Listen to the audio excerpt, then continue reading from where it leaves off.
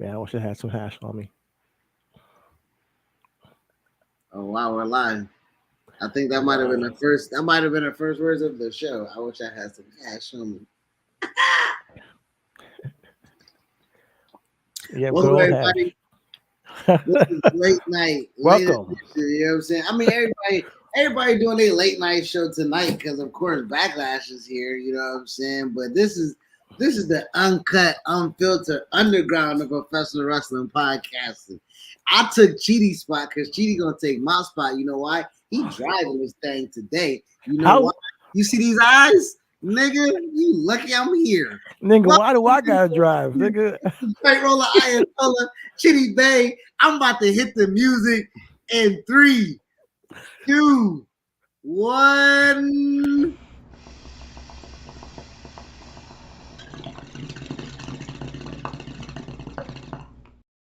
It's simple.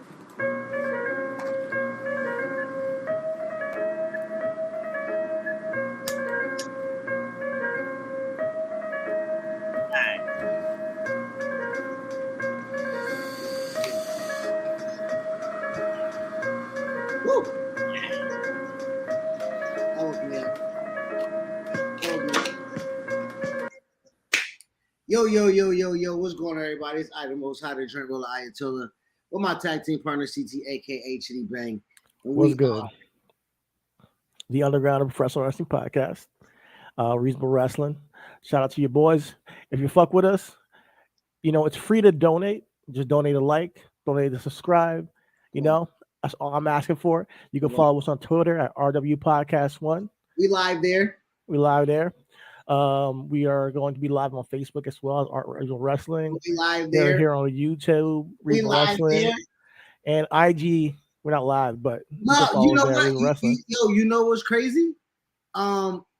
You can, as I invited you on the joint, you can add now 2 more destinations where we can go.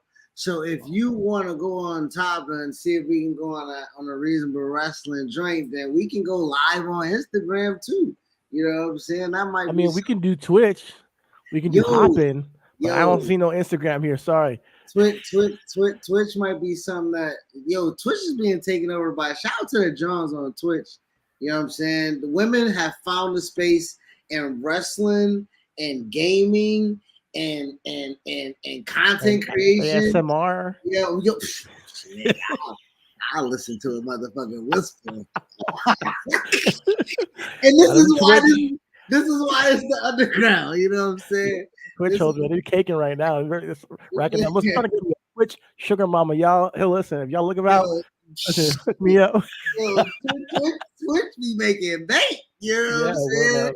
So shit, we might have to stream on Twitch. TikTok sugar mama, yo, I'm out here. Yo, we on Reasonable Wrestling TikTok as well. But listen, y'all girls are making more money than men out here on this content creation tip. Listen, holla at your boy. Listen, but they make more money than us everywhere. Oh yeah, nigga. For what you sure, mean? Man. They going to school and shit. They getting degrees. Look at these girls going to school and shit, man. Shit. You know what I'm saying?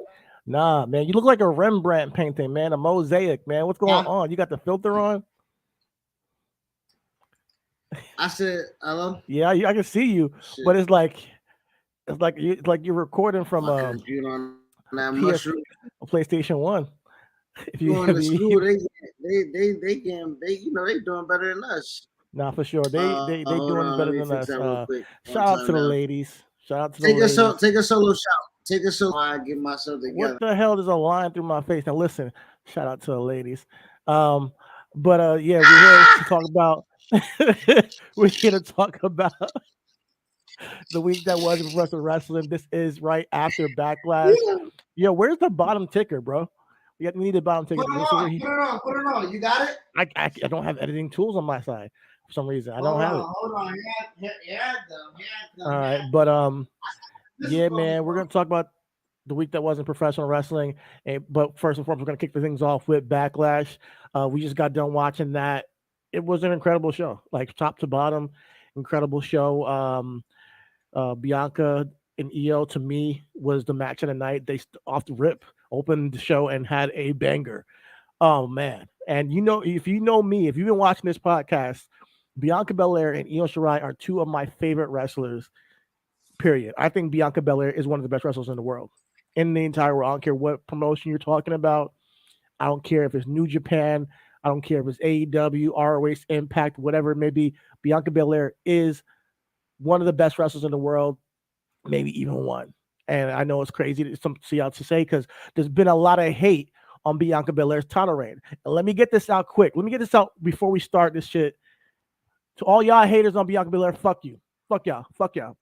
Let's get the hate out the way because Bianca Belair's reign is warranted. She's one of the best wrestlers to do it, to ever do it, and people are getting bored with her reign. And it's the same thing with I call it the Cena effect. When somebody has a dominant reign over a year long and they win it and they're a babyface who's just strong, they get tired of it and they just want to see something new. Well, guess what? We ain't going nowhere. And honestly, I don't see it stopping anytime soon because there is no competition other for the EST. She's the EST for a reason. That means she's the best damn thing in the women's division, in any women's division in wrestling right now. And this is just facts, man. Bianca's power game, her quickness in the ring, her technique, the flip, everything she does is with purpose. Her selling, the match with Io Shirai, selling that arm, the one arm military press, so many things she does so well that you guys get bored of it. It's kind of like Randy Orton. Randy Orton is so good and so smooth at what he does that people then say, "Oh, is he trying?" But the difference is that Bianca Belair is always putting on great matches, and I think people just got used to it. Nah, So this touch is on that real quick. you hear that? I'm gonna be honest. This ain't the John Cena effect because John Cena never put on bangers like this. This is what? No, go ahead, finish. I'm not gonna say that. I'm saying when he was on that babyface run, he wasn't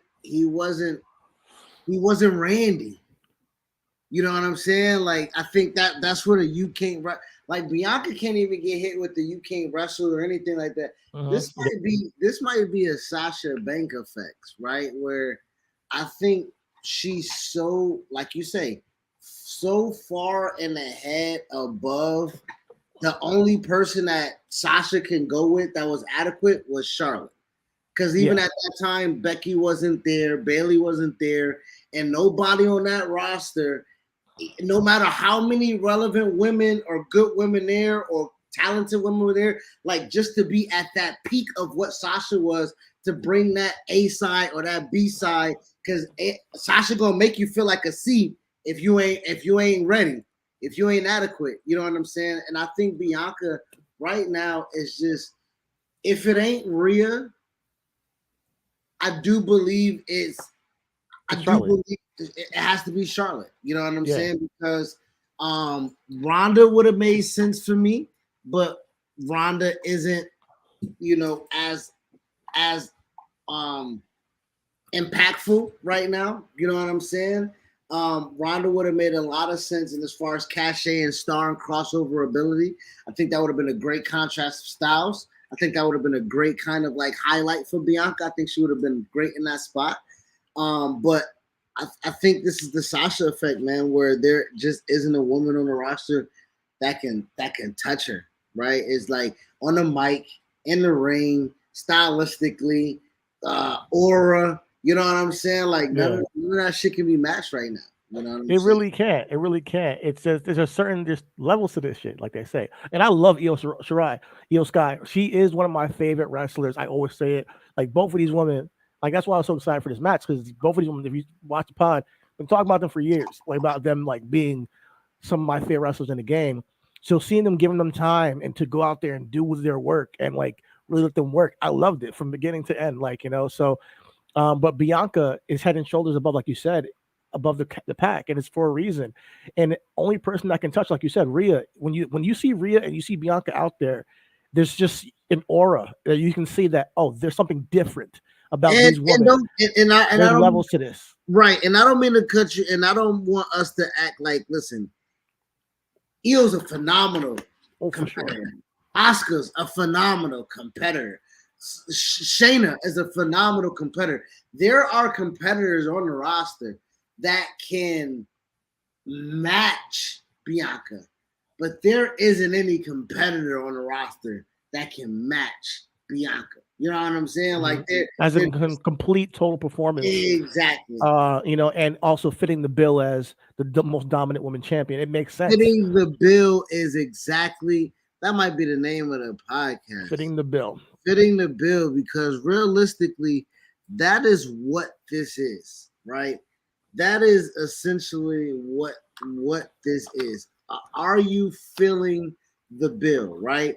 Zelina Vega in Puerto Rico, no way, shape, or form anywhere else are you going to make the case that Rhea Ripley, like we just said, hottest thing in Zelina Vega, is going to bang, other than the presentation of fitting the bill in Puerto Rico. And god damn, right? It pales in comparison to what we're talking about as far as match quality with Io and Bianca, but the feel, the competitiveness, like all of that, the passion. The crowd was lit. It's really the crowd. The crowd, the environment made it, just took it over the top. I think that, let's give a shout out to Puerto Rico. Let's just drop some bombs for them or claps or whatever it is, because the Puerto Rico crowd came and brought it all night, man. From beginning to end, man. They were lit. They were fucking lit. Shout out to Puerto Rico fans. I can't wait to see another show there. I think that, one thing I like about that arena too, the small entrance, right? I don't know why, but it brings me back to the old school, like, shows that we used to have in the 90s. I like a small, intimate crowd like that, and that drone shot that they did, that shit, no shape or form was small, but it wasn't really small, but like the way the entrance was, it gave the feel of an old school, that thing. And then the drone shot, obviously you can see it wasn't that small. I think I want to keep that production wise. That drone was still, so keep that going. That shit was dope. It just gave a different dynamic to the whole show whenever you guys did that shit. But yeah, getting back to the Zelina performance, like I told you we were talking on the phone, and I'm like, yeah, I said she's gonna get squashed, but I didn't mean like squash, like a quintessential squash match. What I meant was, she ain't gonna be like, it ain't gonna be like a long match. Like, it ain't gonna be like she's gonna have like, a bunch of offense. I think it's gonna eventually come down to it where Rhea kind of like, just definitively wins 1, 2, 3, and she did. She put her through the mat with that riptide. But yeah, Lena definitely did have some moments where it got the crowd hype as a possibility if she's gonna win in her home country. It was very emotional entrance for her. She looked fantastic. Rhea looked fantastic. We were all engaged in the match. So yeah, they did what they needed to do for Puerto Rico. And then obviously we had the Bad Bunny, Damian Priest, which honestly should have main evented, because it was the best like spectacle, I think, and showcasing of Puerto Rican wrestlers, and over the course of the history of wrestling, Savio Vega, man, got the huge pop. Carlito got a huge pop. But before that, even the match itself, Bad Bunny did a damn thing, man. He gave himself up for a bunch of different spots. He really he's cut out for this shit. I can't hate. Like, the dude is one of the biggest megastars in the world in music, but can go in the ring with Damian Priest in a street fight and be super entertaining. Didn't miss a beat. And shout out to Damian Priest for being the, I guess, A side of this and guiding the way, because without him, well, Bad Bunny for sure was the A side, but yes, we can say Damian Priest was the. What makes someone an A side? Let me ask you, because I think that Damian Priest is the one calling the match. Bad Bunny ain't coming out there calling the match. No, not calling a match. I'm A side to me is always goes back to our original argument of fitting the bill, right? Fitting the bill. So Brett Shawn, you know what I'm saying? A side, B side. Now, granted, Brett was the technical person calling the match, guaranteed, right? But the A side to me, or the person that was the attraction to me, outside of the people that were already going to be there, what's going on? No, I'm just gonna wait for you to finish, because you're wrong. But I mean, go ahead. I mean, okay. outside of the people who are already going to be there, we got a group chat poll, right? A group chat poll where it says most influential or who got us in the wrestling when we was growing up. We're all around the same age, probably a couple years apart. And Rich said the Rockers. So he didn't even say Shawn Michaels, but he didn't even say HBK, right? He said the Rockers. So meaning like, and you was Heart Foundation, right? So and not even the iteration of who they became was what attracted us to them throughout. So the thread mine was Bret Hart. Mine wasn't the I said Heart Foundation is Bret Hart, right? That's what I'm saying. But not even the iteration of WWF champion Bret Hart was what attached you. I'm pretty sure 87 Heart Foundation, him and Advil was something that grabbed your attention. Tag team wrestling. You know what I'm saying? Honestly, if I'm being completely honest, it was probably Hulk Hogan, but I don't want to give him any credit. I can't go with this. I was a kid. Everybody loved Hulk Hogan around that the 80s. But shout out to you for changing, because I know a lot of people stay on that conviction. I know, I mean, if I'm being completely honest, like objectively, and I was trying to be objective in that, it's Hulk Hogan. I wasn't really being honest about, but I think that what I think about with Bret is that he's the one who kept me watching wrestling. Like he's the guy who, when I saw him and Owen, like that, like it brought my heart into wrestling. Whereas Hogan, like, oh man, I like this wrestling stuff, and I like Hulk Hogan. Yeah, I like Ultimate Warrior, Macho Man. I love them for the spectacle, and I'll get to like the wrestle buddies and shit. But when I started to like really like fall in love with wrestling was when I saw Bret and Owen, really. Bret and Owen's feud was really got me into it, like and Bret and Shawn and Bret Stone Cold. That I think like the heart, Bret Hart, he brought to wrestling. So the storytelling aspect of things really. Roddy Piper really was the first one that really got me into it. So this is what I'm saying, going back to the Damian Priest, right? Storytelling. He had to be the one with the canvas to create that and tell that story, right? Absolutely. And Stone Cold has always credited Bret for being a person who was a great leader in dancing, right? Because ultimately, once it flipped from WrestleMania 13, after WrestleMania 13, any interaction between Bret and Stone Cold was now the A-side to me. And that's going back to fitting the bill. I think that what you're referring to is like the bill, as in like who's more popular and going into the match. I think. Well, I mean, that is a bill is essentially like boxing. You know what I'm saying? Like Ryan Garcia is the B-side to Tank Davis's car. Like no matter how great Ryan Garcia is and undefeated and everything like that, going into that fight, he's the B-side because the draw is Tank. You know what I'm saying? Like, and Tank is great. Yes, he's popular, but no, Tank is Tank. His name is Tank. You know what I'm saying? It's Tank. You know what I'm saying? Like, the nigga got a tank. You know what I'm saying? Like, that's I know. I hear what you're saying. I think like Bad Bunny was absolutely a draw, which is why I thought they could the main evented the whole thing. Absolutely. And if that was the main event, Bad Bunny would have been the A side of that main event, while Damian Priest, being the experience, would have been leading the complete match. And that's what I was referring to as far as the A side giving him credit for, is as far as the guy who's actually the general putting on his performance and like, painting the canvas of like, oh, we're going to do next. All right, I'm going to sell my knee, then, bring me to the, all that shit that, he needs to do as the actual professional wrestler that's there week in, week out in the ring with a mega star and has to protect him. That's a job to do. That only somebody gonna get that's trusted with that. And Damian Priest obviously has been proven to do that. And this is his WrestleMania in his home country of Puerto Rico. So shout out to Damian Priest for the performance and making a memorable night. Like I think that no matter the outcome, like I'm sure when he walks through the curtains, he's like, yo, we did our damn thing out there. Latino heritage has represented for the night. They put on and we had them rocking.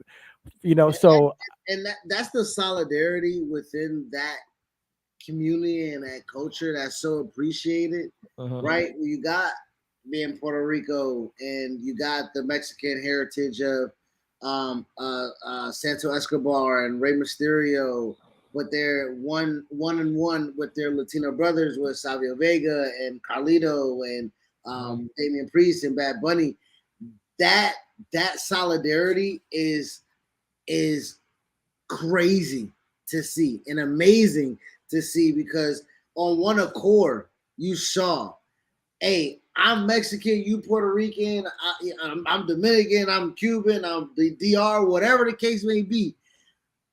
We saw a Trinidad flag in the front row, nigga. You know what I'm saying? Like, we are it's islands here. We repping islands. That's what we doing. Bet. You know what I'm saying? Like, that type of shit is dope. You know, and it felt like the World Cup. Like like because from beginning to end, like that's the type of energy you get in the World Cup. Like they don't stop. Like it's like not like it's like peaks and valleys. It's like nonstop craziness when you go out there. And they came out there. It was nonstop all night. Bianca and cheer. They booed Bianca. They booed Bianca. Yeah, that's wild. So now I didn't want to, like you said that Bianca and Io was your match of the night. I thought Bad Bunny and Damian was my match of the night. We can kind of parse hairs on that, and I'm only saying that because of the crowd impact and everything. But if you're talking about wrestling and championship match and everything like that, absolutely, because Bianca and Io honestly might have stole women's match of the year from Rhea and Charlotte. You know what I'm saying? Wow. So I can't say that yet. I'm have to watch them back, but I think that only reason because of the finish. The finish was made it a little bit damn for me, but not because Bianca won, but the damage control, interference, all that stuff got a little bit wonky for me. But yeah, I loved it, man. I loved it. Well, you know that was gonna happen, brother. Yeah. You knew that was gonna happen. Where else you want to go from Backlash? Anything else? Well, we haven't talked about the main event in Backlash. I'm sorry. We also didn't talk about. I'm sorry. That one I wanted to do. There's a couple matches that we haven't talked. I was just about to say I wanted to do a segue when you was like leading the matches and stuff. Okay. Like that, and, protecting people and stuff like that. Send the Omos. I mean, did we need a story? Who give a fuck, Michael Cole? While we're here, we got here and they did the damn thing. You want to watch why doing the damn thing?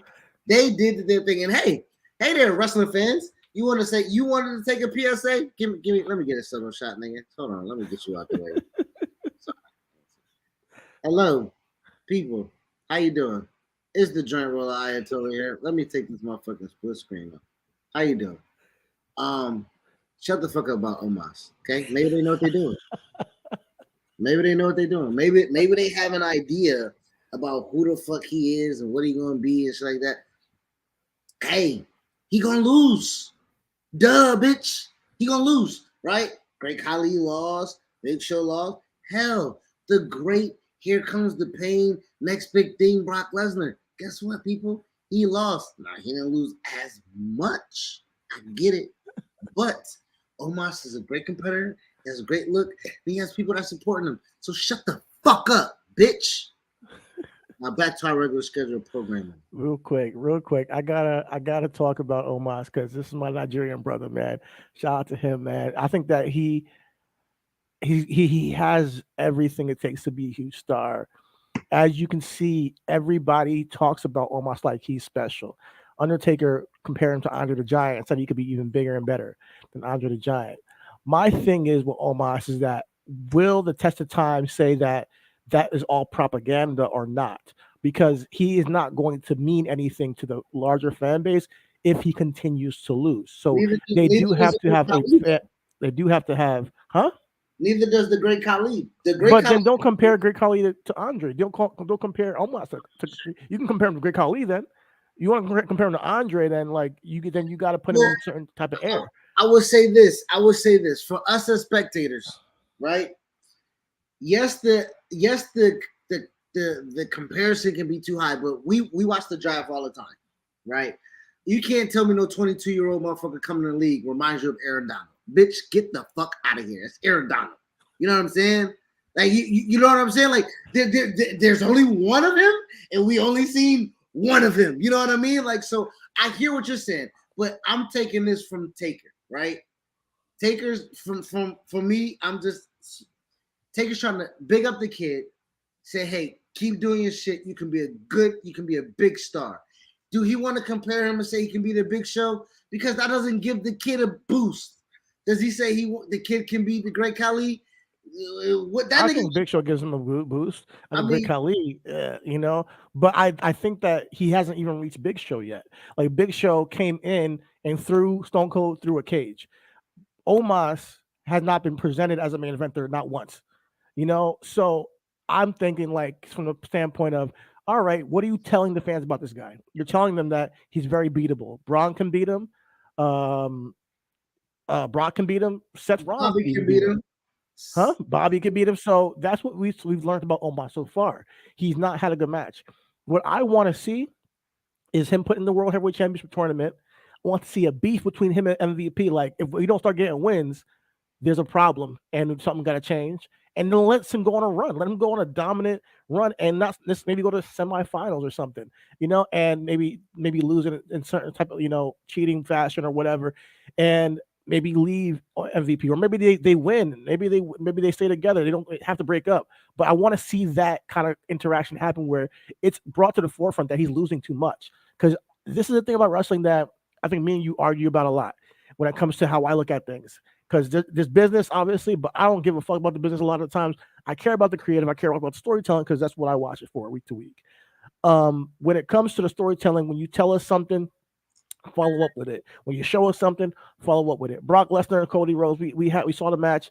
They haven't even told us the reason why Brock Lesnar is fighting Cody Rhodes, and we gotta accept it. These are the little things in wrestling that I do have a problem with. It doesn't mean that it's a bad match. It doesn't mean it's a bad book. It doesn't mean it's bad business. Even it just means that I have a problem when you don't explain things thoroughly. So with Omos going forward, I just want that to be brought to the forefront so he can then pivot and so you can say, all right, that's when Omos turned it on.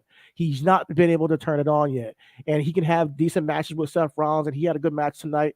Shout out to him. Shout out to Seth for doing what he does and have good matches. But now Omos has become the giant that loses, and it's not necessarily has any. It doesn't mean anything anymore. When people beat him, So what's the point?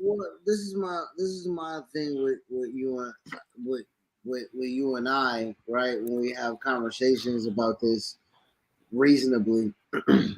And shout out Mr. Darius Carter who followed us on Twitter today, because he had a point about the tournament. He made a point. I agree with him about people just need to be able to not think that they're smarter. And this is not shout out you, but this is just me. Mm-hmm.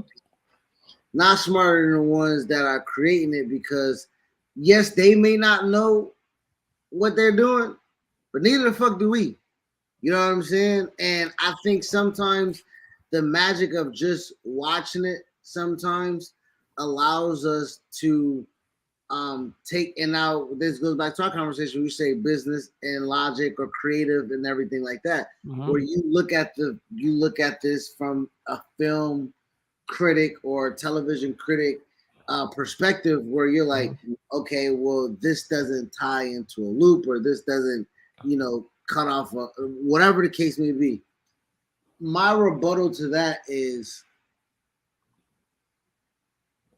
in this genre of entertainment, is there ever necessarily a portion of time where we don't identify something as illogical, but it remains a space of logic in the entertainment form that we're appreciating? Because listen, I hear you with the Brock and Cody situation. I hear you with the Seth and Omos situation, right? Although there isn't an explanation, the results outweigh the process. So are we a process guy or are we a results guy? And I'm both. I think that, and we can talk about. I am really, but think about and I know we're getting off track here. But me and you had an AEW conversation. We've been doing this back and forth for a couple weeks now with AEW, where I have a problem with the way they're booking their shit. But then you're like, oh, I'm like, yo, they're making jokes about them. I said to you on the phone, they're making jokes about them having a worse storyline than the Bloodline, and I'm like, yo, like if you're that dog, if you're trying to compete and win, then you should care. You shouldn't make jokes about it, you know. And you said to me, well, they are, 60,000 tickets in Wembley, and that means they're winning. Is that right? Winning, baby. And here's my point on that. And That's how you know you what? see You it. are 100% right. 60,000 tickets sold in Wembley. Shout out to AEW because that's a big deal. Now I do not want to like sidebar that because that's huge. But this is my point about my takes on wrestling. When it comes to people who enjoy wrestling as a fan and want to be and talk about the critique on the creative, people want to bring up the business all the time. And my thing is, if they can sell out Wembley without them even saying the card, then yeah, they're winning as a company. But doesn't mean that when I watch the show that I don't even know what the matches are going to be, that I'm entertained on what they're putting out there. They could probably sell out when, if they're selling out those tickets without putting out the card. That's huge business wise. It doesn't mean that you shouldn't elevate your storytelling, period. Because you guys still have to tell a story, right? You still got to tell a story. It doesn't mean like, yeah, no card. We can just throw up a card out there, and yeah, it's going to sell. If that's the case, then you might as well become an indie and just like, listen, we're not booking storylines. We're just putting on matches and not do any backstage segments, not do any promos. If that's the case, but that's taking it to the extreme. But this is my point, and I know that. But my point is like a little bit of conscious effort taking the storytelling that I think they've done in AEW and they do in the AEW. I'm not saying that they've never done this, but I do hold it to a standard when you say, hey, the fans, they're going to just have to deal with this confusion and let's throw the match out there. I think there's a critique on that that's warranted. There's a critique on the draft that's warranted because guess what? The draft hasn't really meant nothing. And when you're putting people on shows, when you're teaching your fans that this draft does not mean nothing when you're swapping wrestlers throughout the year. I think the draft hasn't meant nothing since they had two different shows, two different pay-per-views. Like SmackDown had their pay-per-view cycle, Raw had their pay-per-view cycle. And it's just a congruency of flowing of things, and it's okay to say that. Does that change that they're making money? Absolutely no, not. But I can say to somebody, all right, boom, they know what they're doing because they make money with it. At the same time, how they go about making their money, it doesn't entertain me, or it doesn't necessarily vibe because of this thing here. Well, and if go ahead. No, I was about to say I use that as a sports analogy. I'm a Cowboys fan. You're a Jets fan. Woody Johnson, Jerry Jones makes a whole lot of fucking money. What have they given us? What have they provided for us as a fan base? But guess what we do every season, every offseason, every draft, every time we're invested. It don't fucking matter. You got a shitty ass quarterback. I got a shitty ass defense. I got a shitty ass coach. You got a shitty ass coach. I got a shitty ass quarterback. You got a shitty ass defense. It don't fucking matter. I don't talk about just like that. I'm just saying every year is something. Every year. Nah, I know. I hear you, but my thing is this: like everybody's like, "Oh, people are smarter and don't criticize." You think you're smarter? I don't think I'm smarter than the people making decisions. I don't. No, but I'm using the analogy of when you use the analogy of us as fans, we don't want to take the shit and eat it, or whatever the case, whatever. As fans, we are more involved transactionally in sports now, right? Where you can be like, hey, Joe Douglas, that's a dumbass decision, right? We you know what I mean? Like, we don't give a fuck about the money of Woody Johnson trying to save or whatever the cap space you're trying to be under. Keep that linebacker or keep that offensive lineman or whatever the case may be. Like the congruency of it, right? That was a good trade. Exactly. The congruency of it, because you're trying to say, hey, that part was integral in the grand scheme of what this is. That's exactly what I'm talking about. Wrestling, though, it's the same thing. Yeah, I understand that, but what I'm trying to tell you is that every year they tell us, no, it ain't, and it don't matter who it is. All pro left tackle, safety, like it don't matter.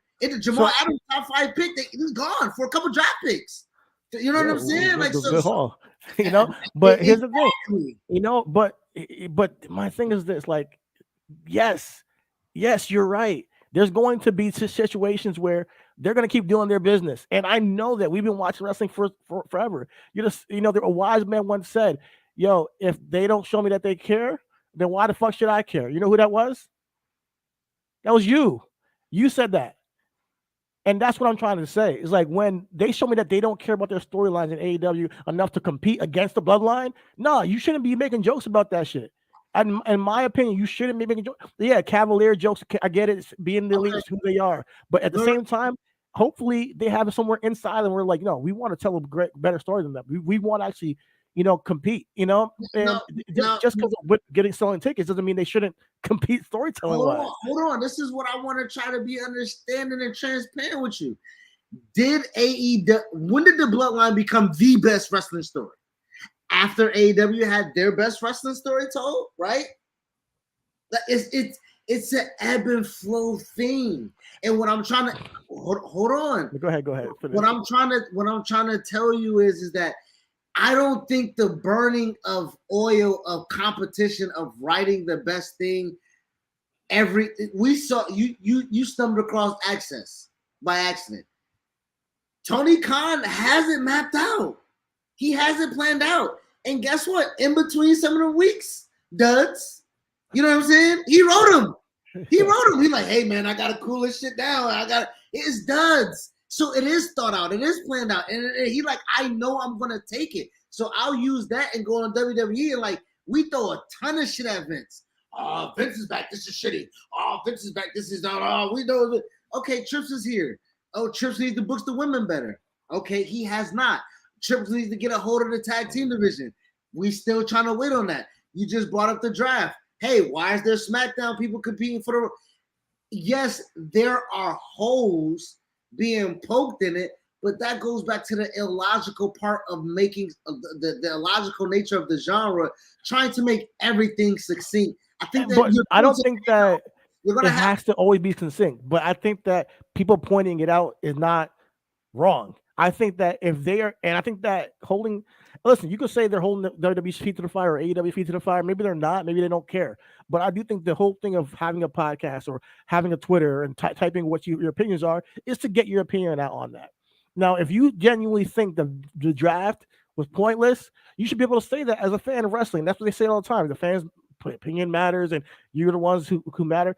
Then that's what we feel, And if I feel like the elite should care a little bit more about their storytelling and not just do run-ins every single week and just chalk it up to, hey man, we're just trying to get it out to just trying to stretch this out to double or nothing. They should go into Tony's office and say, listen, let's add a little bit more depth to this. And they've done it before. So I'm like, hey, listen, it does ebb and flow. I'm not saying that they're incapable of doing this stuff. And that's why I'm like, right after WrestleMania, I would have went crazy. I would have went crazy with these niggas, Is Mox and Kenny not worthy of it being considered a good storytelling? Because according to a certain subsection of social media, right, Moxley and Omega is the string that keeps AEW tied together, right? They're the first feud after, right? Moxley's first fucking entrance after Jericho and Omega is Omega. That's the thread throughout when the championship run of both guys. You know what I'm saying? So Kenny took his leave of absence. Took his leave of absence, I should say, after he lost the title.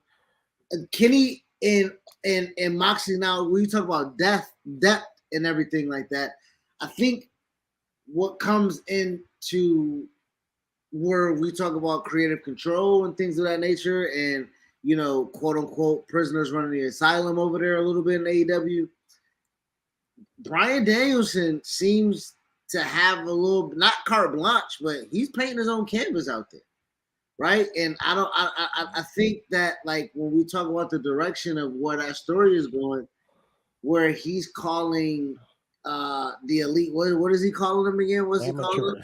Amateurs, right? Like that's not. I don't think that's Tony. Like Tony's probably on the headset, like what? You know what I'm saying? Like that's what he went with, But sometimes, like. But we watch sports, right? In basketball, sometimes a coach is powerless when he tells a superstar, hey, run it. And the nigga said, no, I'm running ISO, set the pick. You know what I'm saying? That nigga just like, don't shoot this shot. If Tony's, that's what he's doing, then that's what I'm saying. Like, you got to get control of something on some direction. Not that you can give him a leash, like you give him a leash, but It can't be amateurs week after the first week. All right, cool. Amateurs. Second week, okay, amateurs. Third, fourth, fifth week in a row, we talking about amateur shit. Fuck that shit. Amateurs and screwdrivers. That's what this fucking storyline is. It's some bullshit to me. And I think that if you are a fan and that's what brings you to AEW, I'm sorry, that's great for you. And I mean, it's working for you, and I am happy for you. I can come out here and say it doesn't work for me because they're all no pun intended.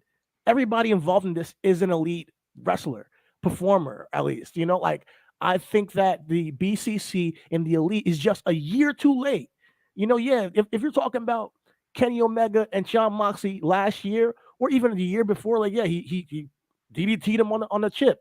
Why are we still talking about this in 2023 when you got Ricky Starks, you got Jay White, you got the House of Black who are barely on TV after winning the championship. These are things that I want to see. But it seems like even if the House of Black was involved in this trios thing, it would be way more interesting for me. Like, because then the title's at stake. There's a lot of different pieces to this.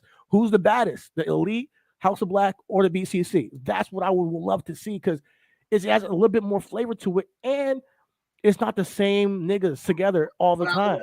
But I would have been. I'm gonna keep it a buck with you. If they would have done that, because okay. Since we switched it, we here, right? AEW, they get hit on a lot with multi-man matches, right? Just like, listen, it happens. It happens, yeah. I'm not saying they're a bad company because of this. I'm just saying, but this is not whataboutism. This is not none of this shit. This is what I'm saying. Oh, I like this, but I don't like this. Bro, it's literally the same shit. It's McDonald's and Burger King, my nigga. Bro, it's a fast food burger and some fries. Now, you can say, oh, these fries is better, which they are. You know what I'm saying? You can say these burgers is better, which they are. But at the end of the day, my nigga, we both going in the line and we both paying $6 for a fucking meal that came out in 3 minutes. You know what I'm saying? Like, so essentially. And my argument is take a little bit more time on your food. And that's all it is. And I could be able to say that. Why can't I? I mean, you're not going to be able to say that when you're talking about, when you say, I don't want to accept it for who it is, right? McDonald's. When I know they can do better, when I know they have taken time on their food before, yeah, I can. Bro, McDonald's offered you salad, nigga. That's not what fucking pays the bills. They took it off the menu. There's no more chicken. There's no more salad. There's no more salads. There's no more fucking chicken wraps. There's none of that shit, nigga. They tried it. They tried to make their food better. And guess what? We wanted the nasty shit. I disagree, bro. The Bloodline went crazy because they took their time with it.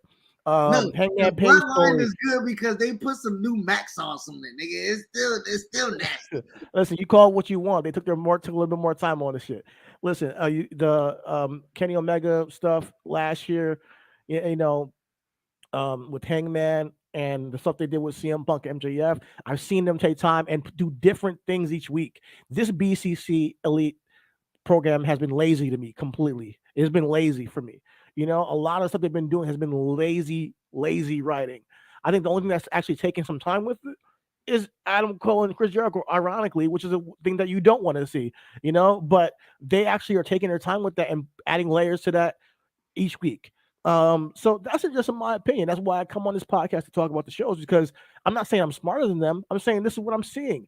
I'm seeing a lot of run-ins every single week. Guys, maybe tone it down a little bit. Maybe try to be a little bit more creative on that.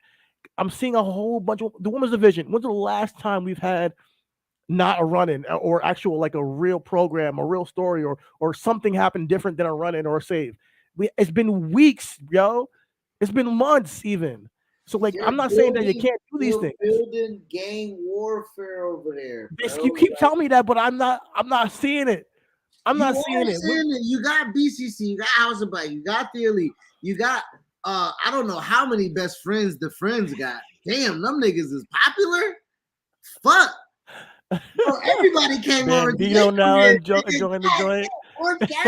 Them niggas crib. They got all the snacks. You go in their fridge, they got all the purple stuff. they got all the purple stuff over there. You know what I'm saying? Yo, nigga. Yo, fuck, nigga. So, but yeah, I mean, you got that, and then like I said, you got QTV, great group over there. Will Hobbs. Let's not lie, bro. That's what I'm talking about. You be lying on this fucking podcast. I swear to God, yo. Be tight, yo. Bro, I'm being sarcastic about QT, man. Like, I don't know what the fuck going on over there, man. But this is what I'm saying. They had another battle royal, right? Like, how many more battle royals? You had a tag team battle royal, you had a triple. Hey, yo, how y'all have a trios battle royal? You know what I'm saying? They just got mad niggas in the ring. You know what I'm saying? Like, just, hey, man. But this I was actually happy with the battle royal. I'm like, all right, listen, it's not a run-in. It's not some bullshit. Like, I just give me something different. It seemed like every show, every single angle, every single match was a match with a run-in, a match with a run-in. So it just gets, and I review it from a film production standpoint on how they're producing the show, and that's how I look at it. But that's what I've seen with AEW, and over the past couple of months. I'm not trying to kill the show. I'm not trying to kill it. And I'm so proud of them because they have come from nowhere to create this company that can sell out Wembley. That's huge, man. All in is going to be lit. But there's no card out yet. So, like, if they can sell it out with no card, that's not what I'm talking about. That's strictly business and what they've done built off of the past 3 years. That's why they sold out Wembley.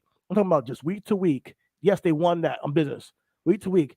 Storytelling wise, are people talking about you in a glowing fashion online? Maybe I'm missing it, but I don't see it, and I think that they can do better. And it doesn't mean that they think it's always going to be like this. They're not always going to have hot fast food. To me, I think they will increase their menu and palette, because I've seen it in the past. Maybe they took off the menu for a little bit, but bring back the fucking McRib, whatever the fuck you want. Just do something. I mean, right now, but this is what I'm saying. Y'all not paying attention, bro. Listen, Wendy's brought back spicy nuggets. McDonald's got spicy nuggets. Burger King got the motherfucking spicy chicken fries. So start paying attention to the menu of things that you think you know. AEW and WWE are adding a little bit of wrinkles and things that is already on the menu. And it may not be extravagant. But again, niggas like you like spicy shit. So you're like, shit, spicy nuggets. All right, that's a good surprise. But you're like, if you don't go there looking at the menu, thinking that you know the menu, you might overlook that there's spicy nuggets on the menu. So I'm not overlooking anything. I watch every show. Lately, especially, I've been taking notes. Shit, I can open this shit up. I've been looking for spicy nuggets on the menu, and I'm like, shit, hey, is that spicy? It's a little mild, but I'll take it. That's what it's been. So I'll be honest with you. Listen, we talked about the woman real quick. Nothing over the week moves. I'm sorry. Go ahead. No, we talked about the woman. We've been waiting for Jay Cargill to join the originals. I'm waiting still. That's the only thing that can save me with that angle. That's literally the only thing that can save me with that angle. But as in move me, no. AEW, like I said, All Access moved me more than the show. And I'm like, oh damn, that was it. Like when the show went off the air, we all knew MJF and Sammy were gonna lose, to Jungle Boy and Darby. We know it's gonna be a fatal four once they start this whole Four Pillars angle. And that's just me and you. Maybe I get to gotta watch the movie and build. It's been weird. I think that I would have built this match completely different, but at this point, what this angle did, it did not help Darby, it did not help Jungle Boy, it did not even help Sammy, whereas all it did was highlight that they're not ready yet. Shit, it didn't help MJF, to be quite honest. It didn't help him either, but we all know MJF is that dude. Shout out to All Elite Keek. She was like, yo, we're gonna admit that MJF ain't that man right now, and I want to bring that conversation. You gotta chill, Keeks. MJF is still that nigga, but right now it's a little bit of mid because they put him in a mid program. If he mid, then how he that guy though? Listen, when you say listen, you got to go out there and you got to wait for Jungle Boy and Sammy Guevara and WWE to stroke their dicks in the ring and say how they like each other or don't like each other and why. Yeah, you guys are kind of hamstringing MJF. Sorry. And when you say you got to freaking do a whole well, listen, if he's gonna be Ric Flair, if he's gonna be the barely wrestling champion, he got to be able to stroke some shit too, nigga, and say this ain't it. But the match was good though. The tag match was match, dope. The build. I know what you're talking about. Okay, MJF structured. Listen, this is what we're talking about.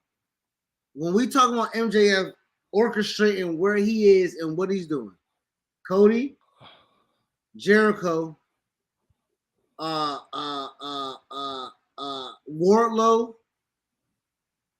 CM Punk. The nigga doesn't miss with storytelling. So my thing is This is this, the first time. and it's bad. Whose fault is it? Is It's it his? bad. I mean, he the champ. It falls on the champ, don't it? I guess I guess you're right. It This falls on angle, the champ. you can tell. You can say, listen, on some levels, it's due to MGF, but when you have to share it with not one dude but three other dudes, and they can't hold your jockstrap on the mic or in the ring, like it's fucking crazy, Yo, yo. them niggas got Steiner math, yo. It's three of y'all and it's 33rd thirds. And when you put Jungle Boy in there, it's minus 25%. Nigga, it's bad. Minus 25. Yeah, don't kill the Dragon Boy, man. But listen, I get it. Listen, I'm gonna. The match is gonna good. The match is gonna like just get me to the match at this point. And I think that my opinion, I would have built it differently. But hey, they tried something. It didn't work for me. I don't say it's MJF's fault. I just think that once he moves on past this, you'll see the real MJF come back out. He ain't losing the title. Put it that way. He ain't losing the title. You'll see the real MJF come back with the next one-on-one angle he has, and he gets a mulligan from me. He gets a, he gets, because what he's done already, he gets a little pass in my opinion. But yeah, there's just they got to do a little bit more. Which I've been saying this for years with Ada, but they've done it where I'm like, yo, their storytelling is getting better. And but when you do run-ins every single week, and it's just too much, it's just too much without any like explanation or purpose or reason. It's not like oh my god, this running was special. It's just too much. Sometimes I just want somebody to beat somebody's ass and just walk away. I don't need a run in, like just do something different. And I think that's just the easy go to with them. They kind of gotten into a pattern that I think is not good with the run ins. But yeah, we didn't even finish up with Backlash, bro. I didn't even mean to get into all that.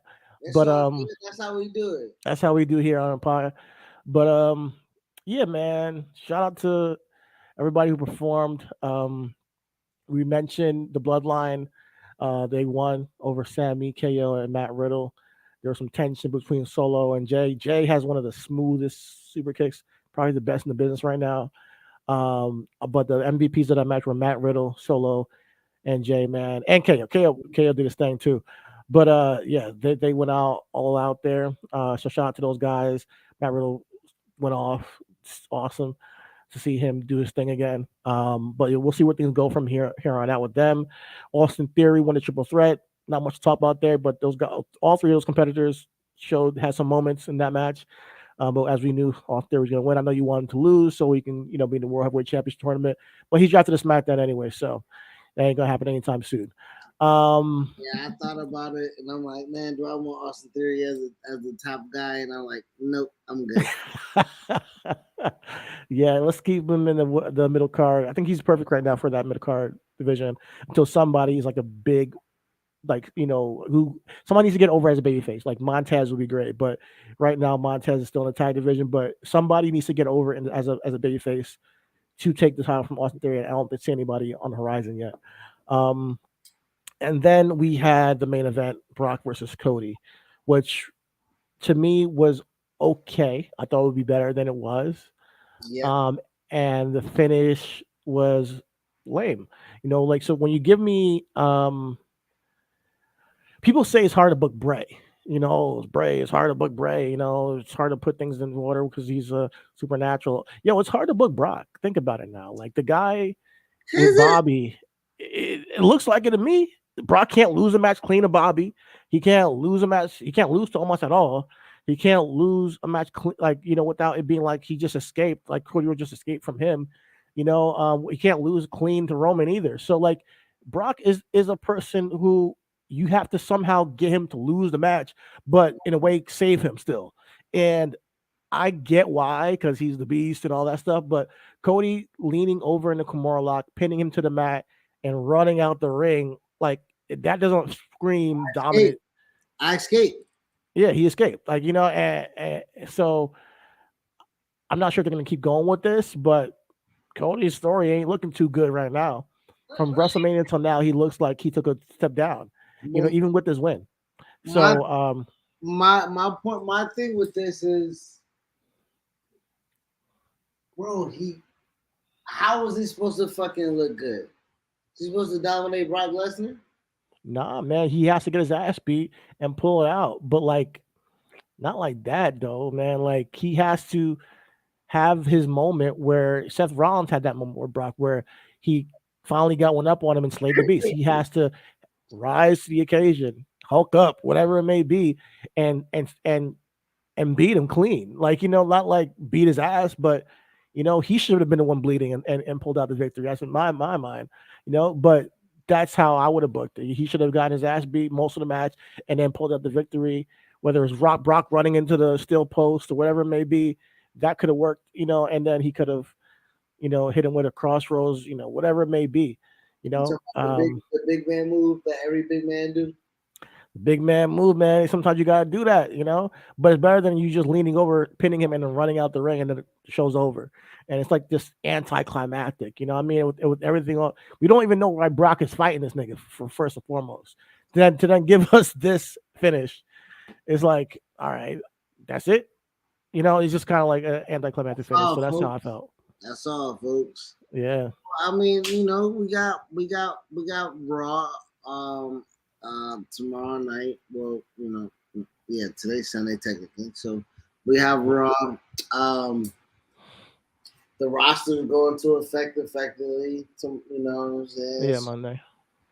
Honestly, I don't really.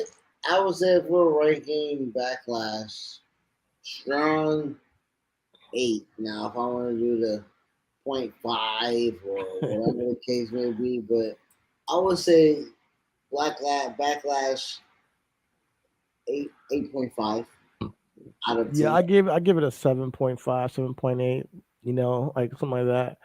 7.9, But Nigga, if you gonna give it a 7, just give it an 8. If you gonna do a 7.9, nigga. I want to give it an 8, man. I gotta give it Oh, because the wow. main event, man. If you swap the main events, maybe like put Bad Bunny at the end, like Yeah, if you swap the main event, this is a 10. What are you talking Says about? who? Hey, bro, what are you talking? Hold on, stop, pause. Hold on. Just talk about match order. Like just be honest. Emotional ride. You got the blackest hour WWE has ever had, right? First 3 matches off the top.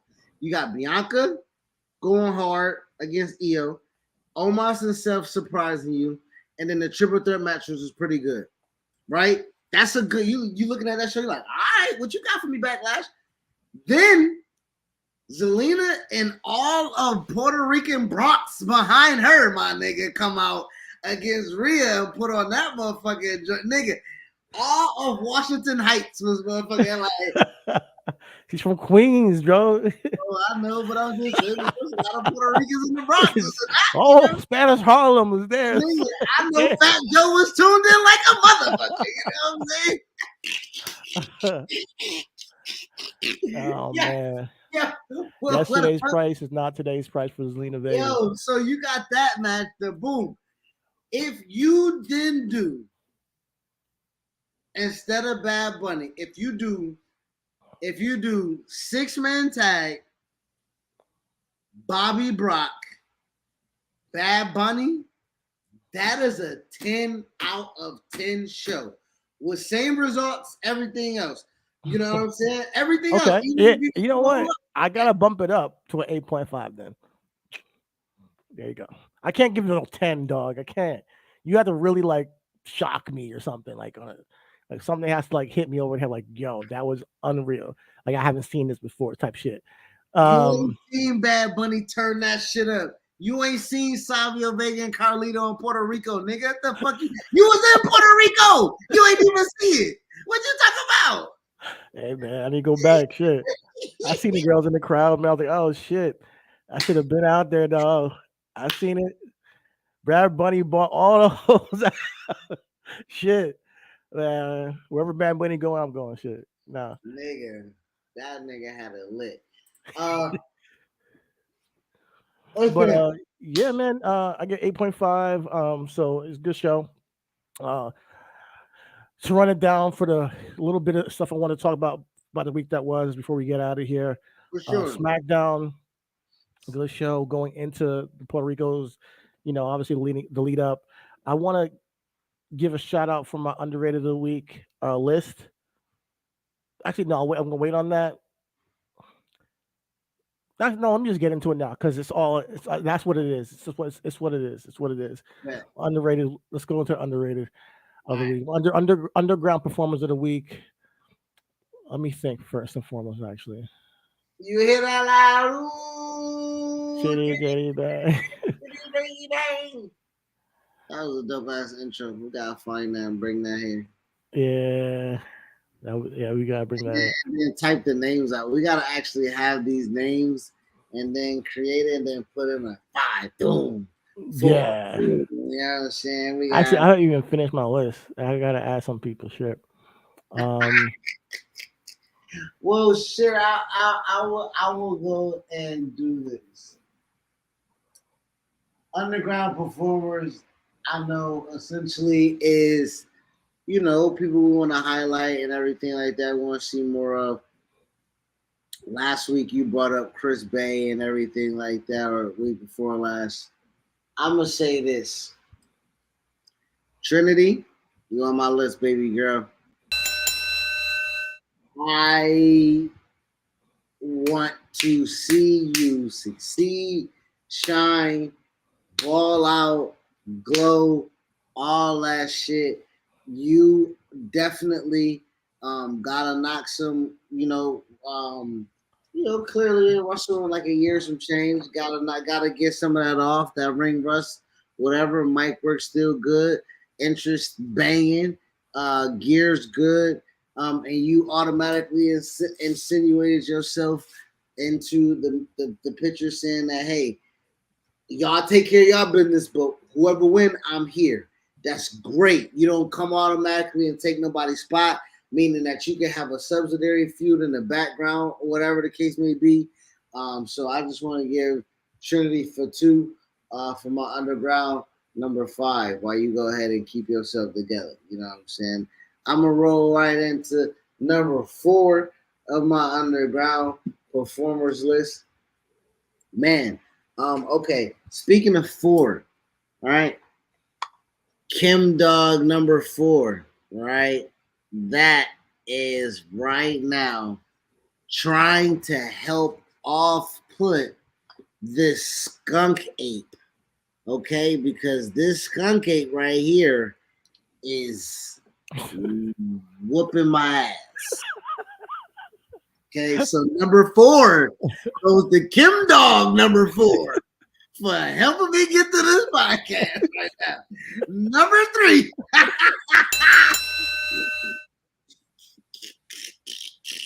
Shout out to Kim Dog. Yeah. Number 3 for my underground performer. It's not working, but go ahead. Oh no, it's not. No, it's not. No. It is losing. It is Cody Rhodes in this losing the battle. It is Cody Rhodes. It is winning by a roll up because my eyes. I'm still talking, nigga. But man, all right. Number 3, underground. It happened tonight. Carlito, brother, you look good. Niggas been wanting nigga. You know what I'm saying? Niggas. Brother, niggas were trying to get you back on the leash for a minute, cuz. You know what I'm saying? What's happening? You know what I'm saying? Yo, okay, number 3, cardio. Okay, now number 2 and number 1 gonna be serious. I watch AEW. Isaiah Cassidy. Oh, that nigga there, funny as a motherfucker, cuz. Yo. My nigga got over by moaning, dog. That is it. Yeah. You know what I'm saying? Shout out to my nigga Isaiah number 2. You know, so I'll fuck with number 1, Stokely Hathaway. Brother, my man. Whatever you gotta do to keep a job, stay on TV. I will watch whatever the fuck you on, bro. You funny as hell. You took over that fucking final deletion whatever the fuck was going on. I ain't know what I ain't really care about what the fuck happened. So my nigga came on the screen. He had a great fucking scene with the youngins.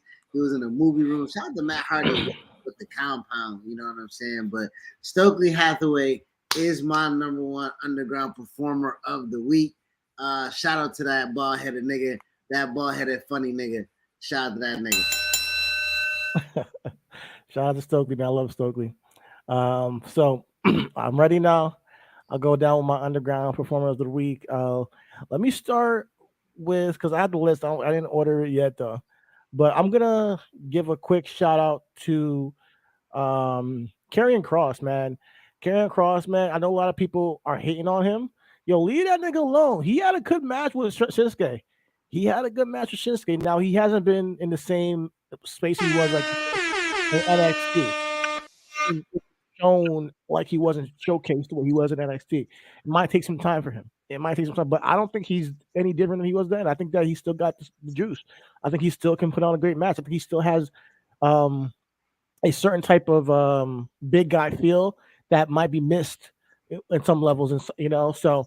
I should listen. I don't want to fight you, but is he though? Because listen, that he's been up here a while, right? The Ray feud, the Drew feud, but he's been up here, but they haven't really done nothing with him.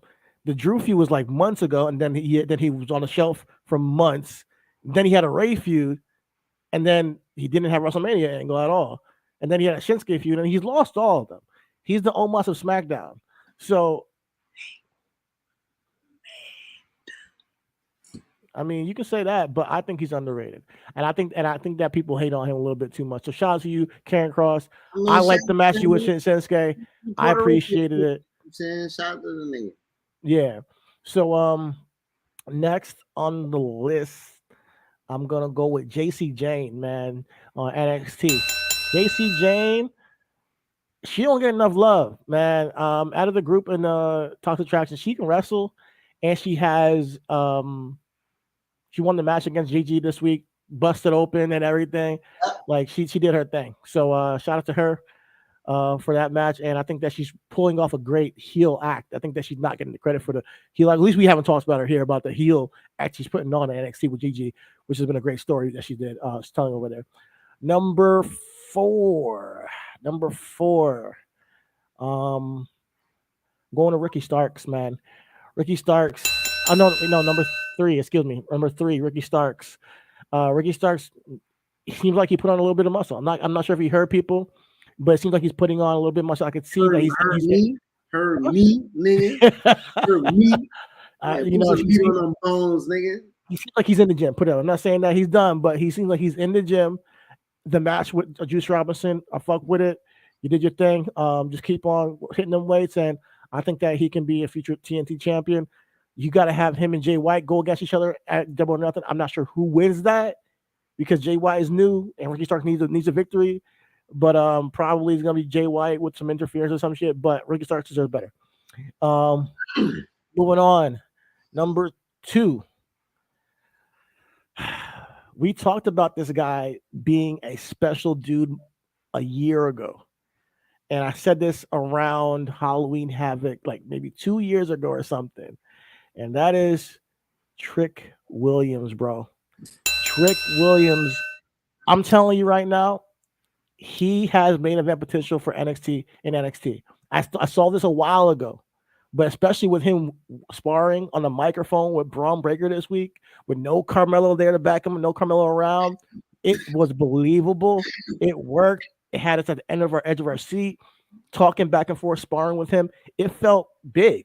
It felt, I'm not going to say bigger than Carmelo, but maybe arguably on par because the guy is in great shape. The guy looks the part, and he could talk, and he's riding with his brother. But once Carmelo moves on to the main roster, or maybe they feud, who knows?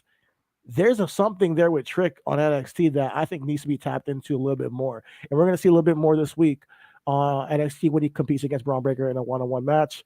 So shout out to Trick Williams. You got a star potential all over you, bro.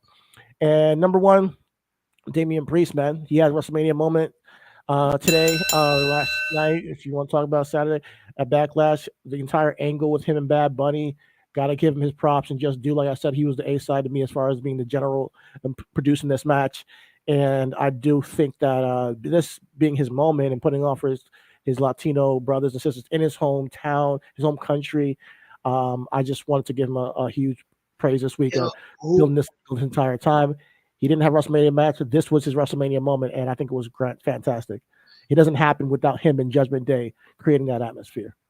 who is the better celebrity performer, Bad Bunny or Logan Paul? Do we gotta compare? I mean, they're both good. They're both good. I think Logan Paul is better though.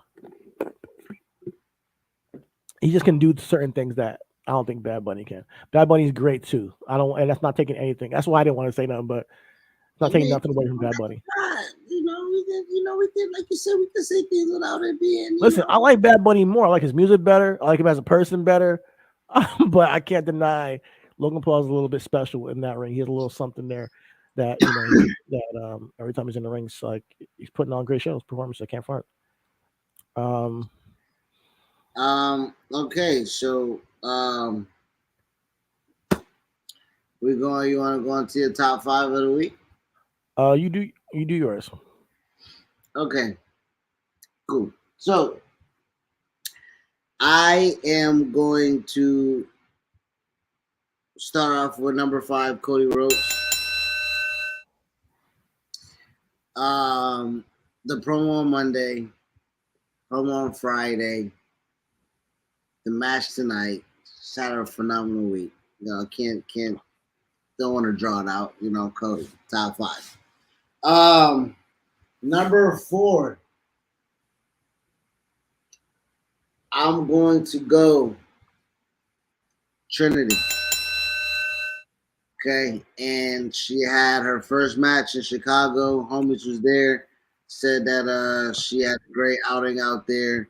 Like I said, she had a great performance, a great attraction where she drew. She was a draw. People went to Impact or paid the money or whatever the case may be, right, to find Trinity and see what it is that she was doing, what she would look like, what the presentation would be.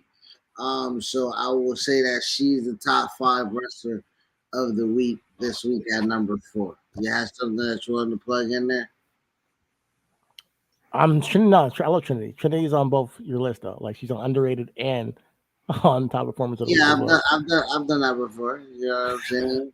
I've done that before. You know what I That's the mean? whole reason why the underrated exists, so that you can do people that are not going to be on the top. Well, I mean, not really. I mean, if you underrated and you fucking listen, I never knew who the fuck Austin Reeves was. Okay, that nigga one week had the best fucking week in basketball, so I had to put him on both lists. Sometimes, Okay.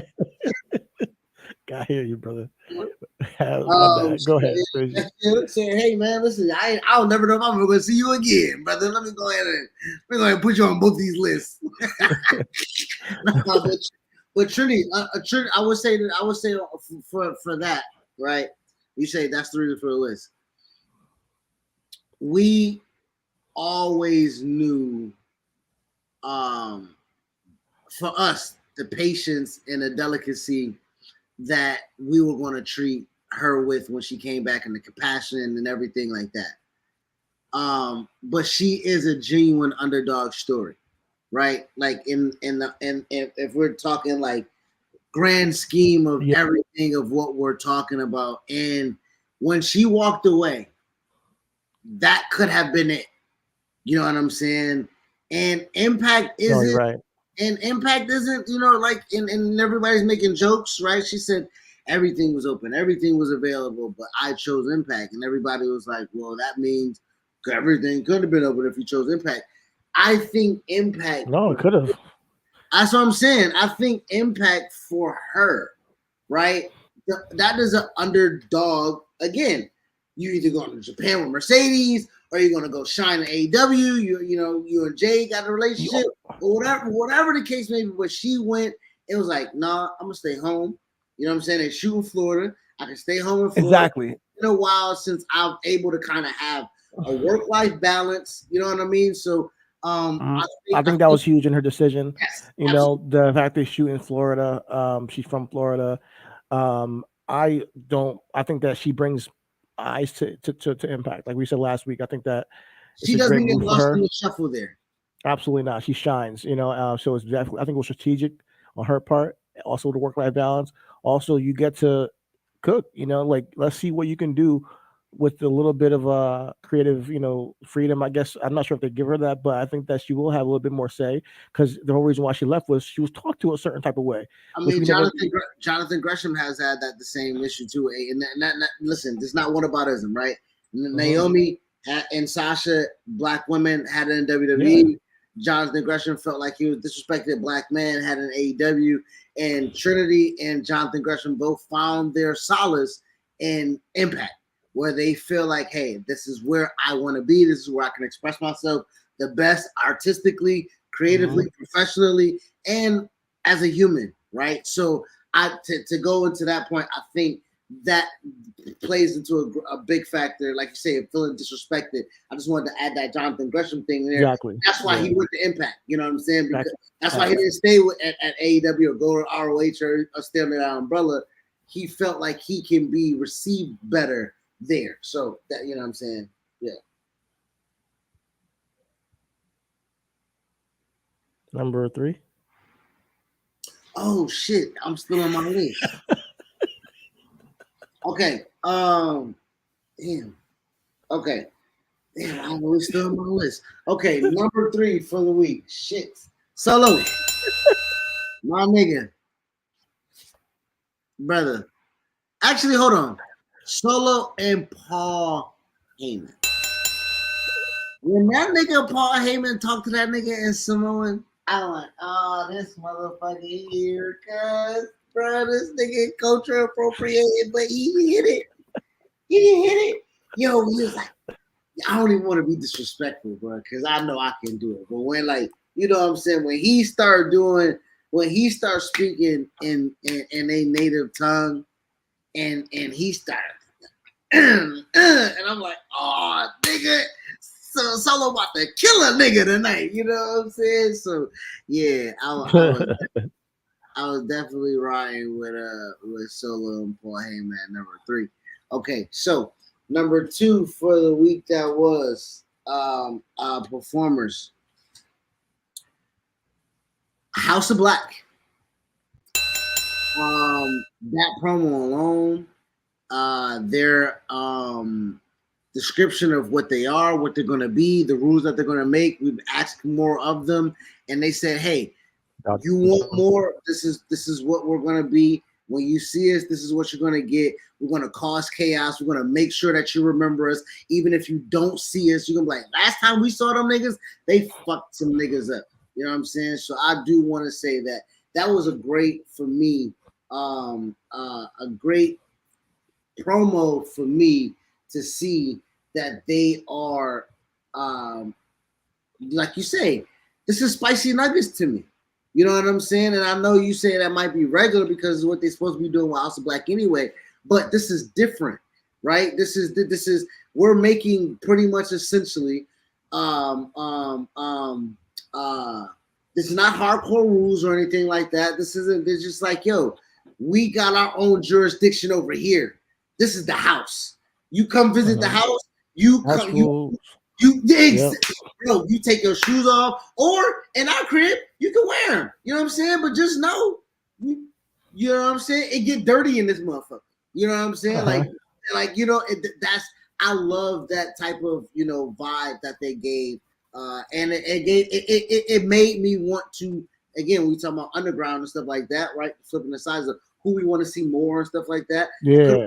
Black on that list too, because now it makes me want to see more. What is next with them? Yeah, man, they could have been on the list instead of Trinity twice, but I feel you.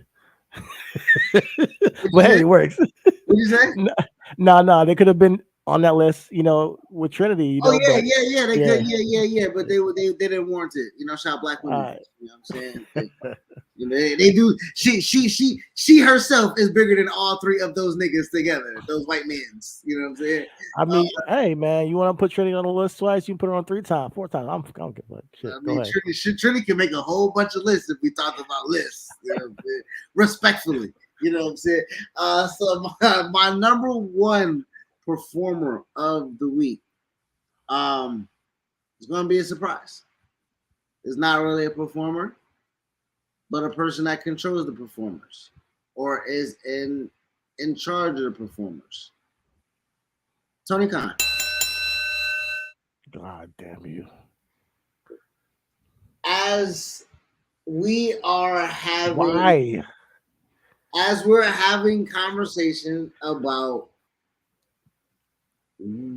how things can be done better, how things can be done differently, how things can be cooked or seasoned just a little bit differently, you are able to actually get a vision inside the kitchen. AEW Access, All Access, gives you just a modicum look of what it is that he has to do in control. You see him with his book, you see him with the headset. We have an idea because what we've seen for so long and what somebody else did for so long, so successfully, how easy that may present itself. And us too here have our podcast. We have our Twitter. We have our forums. We have our blogs. We have whatever our newsletters, whatever the fuck, because we can say what it is on the other side of what it is that he's doing. Now, everything that nigga ain't over there is doing, I'm not celebrating everything. But what I am going to say is that AEW, what you just said, they haven't booked a show or gave us the card or anything, but that motherfucker know. And I'm not putting past him for him to announce the show, rev it up, and it be one of the hottest things going. And I understand that's not how you like to do things. But we ain't just talking about you. We ain't just talking about me. But we talk about you, we talk about me. But we talk about how he controls the larger, and he's a puppeteer, right? He is going to elicit an emotion out of you, good or bad. At the end of the day, the results are more positive than not. And this is coming from me, right? This is coming, like you say, we have always been on the opposite end of the spectrum of AEW. Whether you want to kill them, I give them praise. Whether you want to give them praise, I kill them. I am in this situation right now where I'm being pragmatic in how I'm speaking on this and saying, like, it's difficult doing what they're doing. We've already acknowledged that. We're not giving him a pass. Could he do things better? Yes. But I'm looking at, again, sample sizes. And this sample size of him not giving us what we want is just a hiccup and a minor thing of the grand scheme, because you have been on the other end telling me, yo, no, he does good shit. The story's there. You're not paying attention. If you don't want to see, that's you on the other end. All the times that I'm like, man, this shit. So me, I'm looking at the sample size here, and I'm saying right now, I just think this is a sample size of him not being on the same accord. But I do think that once we do get to the Wembley show, the story's going to be good, the match is going to be good, and he's going to roll his ass right into Forbidden Door, and he's going to be there like we never fucking forgot him. So I want to shout out to Tony Khan for that.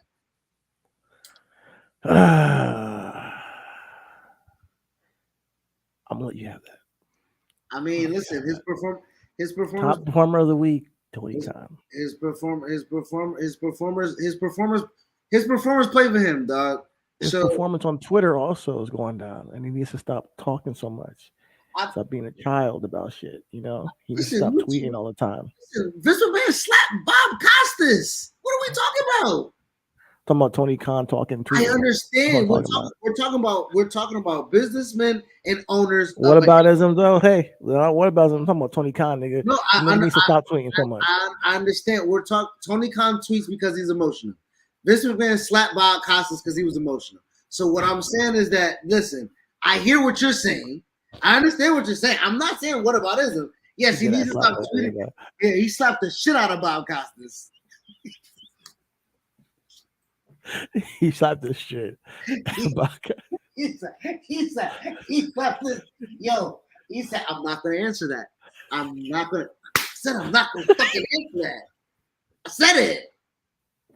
Now Tony reached these niggas through the fucking internet. You know what I'm saying? But I think Tony will strangle a motherfucker if he had a chance to, brother. Listen, he's probably a lovely guy. He's probably a nice dude. People love the guy. He needs to be a little bit more mature with how he handles his Twitter. He needs to grow up a little bit, grow up with that, take some criticism, and ignore the bullshit. If it's bullshit, ignore it. Don't start calling people and calling out Nick Khan that has nothing to do with some shit, dude. You sound like a fan. You sound like me. You sound like worse than me. Oh, Nick Khan jabbed the shit out of. Hold on, we came and talked about it on the podcast. We played the clip on the motherfucker. Hold on now, the nigga. Hold on, you want to listen? Now this is my thing. This is what I want to say. This is two-faced for you. You want to say that you want the competitors to say, I don't want to admit that the bloodline is better, but you don't want the leader, the general, to come out and say, hey, yeah, this dude called me a boy and said my daddy runs it. No, fuck you, nigga. Like that's all he did. That's all he did. Nick called that nigga a kid. He called him a kid. No, Nick called him that. Tony Khan did not go back. What he did was wait for somebody to put out false information and then blame Nick Khan for that false information as if he knew Nick Khan was responsible for it. Now, listen, if somebody says some shit about me that I don't fuck with, I'm gonna address it, but I'm not gonna wait months and then have some other story come out from somebody else about me and then use that to call some other dude had nothing to do with it. Well, that's what Tony Khan did. Well, hold on. I will say this is what I'm saying. Now we reading too much into it, but I will say this: we men. Am I? We okay? Right? Yeah, because this is what I'm saying. You're saying we don't. We already told this nigga Tony Khan to cool it, which is why he didn't respond when Nick called him a kid the first time. We was waiting. We saw it. He just it's funny. Like, you know how you don't act like a kid, you just don't act like a kid. Like, don't wait for a story to come out that, they're gonna cap it at 40,000 in Wembley, and then use that story to say, well, yeah, your boy Nick Khan spreading lies. Listen, you don't know that either. I don't think Tony Khan knows where that story came from. I think he needs to be a little bit more mature with that, because that's not how you play your chess pieces, because you sound like a boy. That's what Nick Khan said in the first place. But this is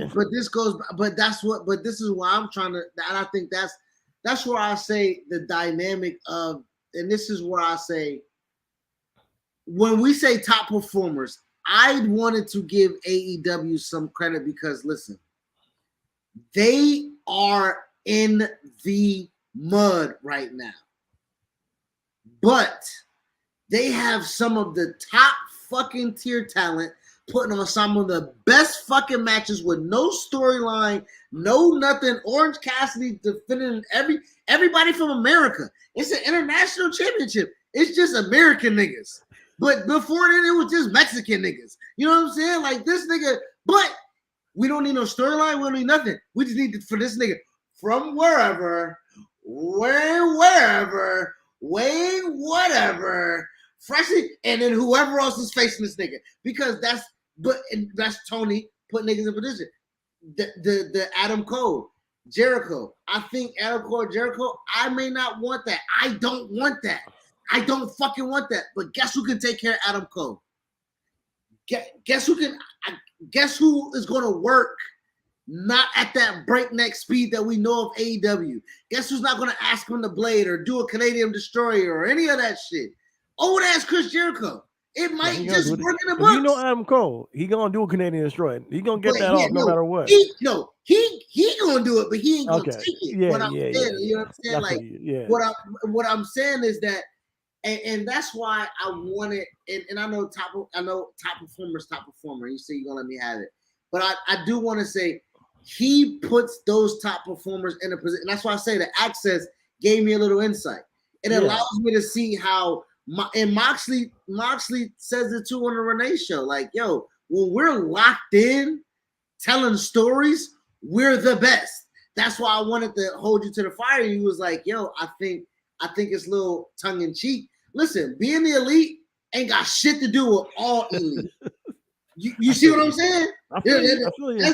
But hey, listen, out of Kenny Omega's mouth, hey, I feel you. But I think there's like a little bit of truth to every joke. And if you're making jokes on there, I think they know, they hear it.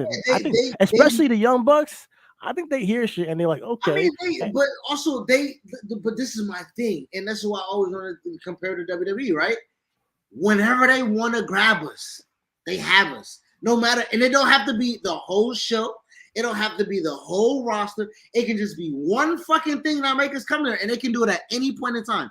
AEW, they have the track record. I think that they can put a little bit of steam on whatever Moxley, Page, when FTR and Young Bucks, right? Whatever the fuck they want to do to grab us that make it real, like Moxley, MJF and Punk. That was not championship. But they main evented a Revolution. How? Why? Because it was the best story. That story. So what I'm saying is that they can do it, and they have the performers to do it. And I think they have some. I think honestly, when we talk about roster construction, we talk about the brands, Raw and SmackDown. AEW has a roster. They don't have a Roman Reigns. They don't have a Seth Rollins. But I mean, after that. Like they got some people. I'm never disputing that, but it's like, right. How do you use that? Right. Like you have this elite versus BCC stuff going down, and you start with Bryan Danielson calling out Bret Hart for some reason. It's weird to me. Like I'm like, what does this have to do with anything? So it I just think it's just the matter of execution in AEW has always been a little bit off, and it's frustrating because I know you guys can do it because like the Jay White stuff still pisses me off. I'm not going to talk about it, but like. Missed opportunity. Jade Cargill, if she has not joined the originals with the women's division, it's a missed opportunity too, because we've been calling this for like a month. But this is what I'm saying for me and you. We have to take ourselves back a tad bit because listen, Bobby was spreading his ass cheeks for Leo Rush. And then he became one of the most dominant champions, and he led one of the most dominant factions of all time in about a year's time, right? WrestleMania. I know, man. But while that shit was going down, I killed that shit. I know. And, I'm not saying that AEW is not going to get there again. I know they can get it. No, I know that. But what I'm saying, we have to learn as we're here, evolving. You say what we say. You say you have your opinion. But the evolution and what our takes is, and we can't make the same arguments like Skip and Stephen A from last season, right? We can know that it feels the same, but we know that the result is also going to be different. I can, and here's why I can make the same argument, because it's not the same arguments with Bobby. It's not the same. But when AEW does the same thing for 4 weeks or 5 weeks in a row with the women's division, I'm going to come in here and kill them because they deserve it. Listen, like I give you leash. I give them leash. I want to give them a leash every week. I'm like, oh, they kind of. I didn't kill the women's division the entire first half of this year, the first 3 months. Now I got to the point I'm like, yo, guys, get the fuck on going with this shit, yo. This is ridiculous. Jamie Hayter's still doing the same thing and being a backup player, even this week. To Hikaru Shida. Like, it just makes no fucking sense to me. Like, it's every week now. It's like they're doing it on purpose. So at the end of the day, it's corny, and I feel like when they finally figure that out and they figure things out with the women's division and the title, and when you figure things out with Jade, I feel like the way you position people matters. And that's the thing. Where you position Jay White matters. Where you position MJF, where you position Jade. It's these things that where you position Britt and Jamie Hayter. How you position them and show them on screen matters to how we receive them. Now, I want to ask you this. Now, when you say they have an embarrassment of riches and talents, right? Now, they do have TV time. They have a lot of TV time, but they don't have as much. Hell of a lot. About to get a little more. They got 2 hours and an hour. So they got 3 hours. They only got 3 hours a week, right? They got 3 hours of real TV time a week. TNT and TBS. They got an hour on Rampage, 2 hours for Dynamite. How about to get Collision soon? Yeah, I mean, yeah, but when we're talking about what they have right now, right? I got you. How can you build the stories of all of the talent that they have collectively, congruently, TV show wise, without it seeming like an indie show where you just got to throw some shit to get through the weeks. Because I do feel like they have an embarrassment of riches where you say they need to do this with the women division, they need to do this with the tag division, they need to do it, but they got a lot of shit they need to do. And I know get you. I'll tell you how. You work from Double or Nothing and you go backwards. You go backwards from that. What is the match going to be? Is it going to be Jamie Hayter versus Paige? Is it going to be Jamie Hayter and her girls against Paige? Is it going to be for a title? Is it not? Is it just going to be a match? Figure out what you're doing with the women's division. Go backwards each week. Like, all right, this is the angle I want to have happen right before we go home. This is what I want to happen to get to the go home show. This is what I want to happen in the middle, just so that it gets hot. This is what I'm going to happen just for a filler week. This is what's going to happen so Hikaru Shida gets some play when she returns. This is what I'm going to and go backwards. And I feel like what they do is like, oh shit, what do we got next week? Okay, let's see if we can get this girl some time. Okay, she's gonna have Sky Blue have a match with Jamie Hayter, and then there's gonna be there's gonna throw girls out there and have a brawl, and then we're gonna go to next week, and we'll figure out next week. That's how it feels to me. And then we're not gonna see Sky Blue for the next 2 weeks. And you know what they're gonna do? Instead, we're gonna replace her with a different girl, Willow. Okay, now Willow's gonna get jumped, and Willow. Oh, then they're gonna save her. All right, now we're gonna have. Oh, Willow get jumped, but then we're gonna have Carl Cedar save her instead of Jamie and Britt, and now it's different. Now, no, it's the same fucking shit every fucking week, bro. Figure that shit out. Like something different has to happen with these women.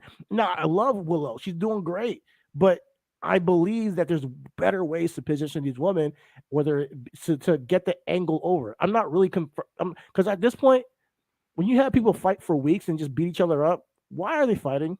I don't even remember. It gets to a point where you're like, I don't even remember why these girls are fighting. Like, why is going on?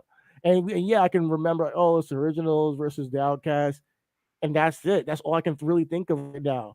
And it's like we're on a freaking hamster wheel for 7 weeks, 8 weeks at a time. And it's like, bro, okay, I gave you 8 weeks. Now I can say, y'all need to figure something out. So that's where I get bogged down with AEW. And Tony Khan, hey, top performer of the week, hands down to you. I hear you. Wembley about to be sold out 60,000. That ain't no slouch ticket, man. Y'all went big, AEW, and shout out to y'all because that's huge. So shout out to them. It's a great show. Sell that out with no tickets. Obviously, it's freaking in the UK. It probably was gonna sell it anyways, but it's a big stadium, so that's the reason. So yeah, I'm gonna get on with my performance of the week. There's just everybody who's on fucking Backlash, deadass. So I'm gonna be honest with you, bro. Like Seth Rollins, he's my number one. I'm gonna go backwards. He's my number one. Him and Omos, him in this week, his promo with Omos. He's in a space right now where he just feels right to be the World Heavyweight Champion. They simmered Cody down. I think they did it on purpose. They simmered him down. He ain't it right now. It's Seth Rollins' era again. He will be the next world champion. Mark my words. Sol Sikoa, number 2, man. The dude, like I said, you gave him, he's been killing it. You put him in main event matches, whether he's backstage, whether he's on the mic, or I mean, not on the mic, but whether he's, performing wide with his brothers. Where they've positioned him is perfect as the enforcer. And he's been main eventing week after week, killing it. Number 3, Bianca Belair. I love me some Bianca Belair, man. You guys need to stop hating on her. Listen, if she even got to keep the championship and turn heel with the championship, she should still be women's champion. Shout out to Bianca Belair. She is the longest reigning women's champion of the modern era. Clap it up for her because she deserves it. We've seen her talent from NXT for years, and on her way back then. And we all knew that this would be the case where she is the world champion, women's champion, and she's now the longest reigning of the modern era. Shout out to Bianca. And number 4 and 5 is Matt Riddle, KO, Sammy, that whole thing. I'll throw them all in the bunch. And Io Shirai. So let's say Io Sky. So they all perform well. So I'll put them all in that 5 to 4 range. And Io Sky at 5. There you go. They performed very well this week. They killed it. Good top 5, man. Good top 5. Yeah. Anything before we get out of here? Business Logic, Book of Black. Man, Booking Black. I just hope that Big E's healthy.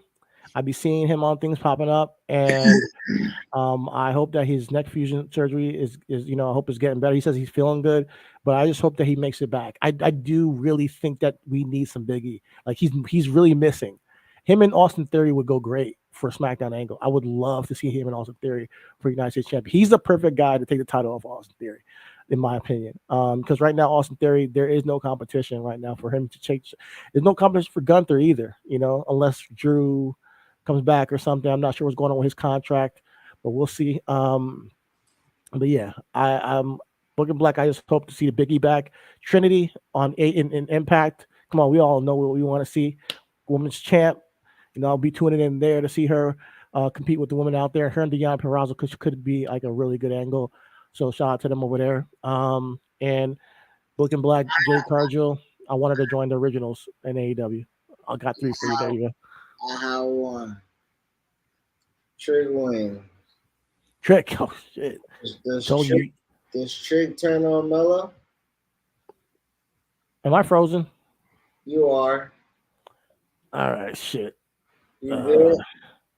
I'm good. I'm good. But does Trick turn? Yeah. That's hard for it's a hard one for me because I like them together. I like what they're doing. I think that there is definitely a story there if he does turn on them. So I say yes. If you can get me a Johnny Gargano, Tommaso Ciampa type of turn, just keep it simmering for now. Don't like make it too hot. But he has the potential to be a great babyface or a great heel, whichever one you want to go with. So shout out to Trick Williams. Like I said, he has star potential written all over him in AEW. I mean in NXT. Can't wait to see where they go with him. Yeah, I think he's definitely. I think Trick's definitely a heel coming off top, unless Mello like I don't need you no more, or Trick hit the baby face eyes. But I think Trick cut too much ass for him to be a baby face. Yeah, he could be good, man. I can't wait. He's funny too. Like he has some kind of he doesn't get the gab like he said. So like I can't wait to see where he goes because like I said, since Halloween Havoc 2 years ago, I was like, yo, he be outshining Carmelo a lot, like on the mic. He be shining, and then Carmelo kept on going in the ring. He's performing at a super high level. All right, Carmelo's the man. He's the man, and Trick let him shine. But this week, without Carmelo in his corner, sure he shined on his own, and it wasn't like hard for him. It was like very easy for him in the ring with Braun Breaker, the top guy for the past 2 years, to be like back and forth with him, and like he wasn't like intimidated by the moment at all. He had a whole promo before Braun even came out, and he held the crowd's attention. So guys got it. Um, Booking Black, Red Velvet, stir it up, baby. Red um, Velvet, listen, we need to see some of you in NXT. Hopefully, you can stir it up in NXT. I know she's leaving at AEW. You had a good run out there. Honestly, I was hoping for you to win the TNT Championship multiple times, but fuck them. yeah. Fuck them. Go to NXT. Go to Impact. Wherever you go, are you in Trinity? We'll tear it up in Impact. But wherever you go, I'm watching. So shout out to Red Velvet. Absolutely. Um, Five Booking Blacks right there.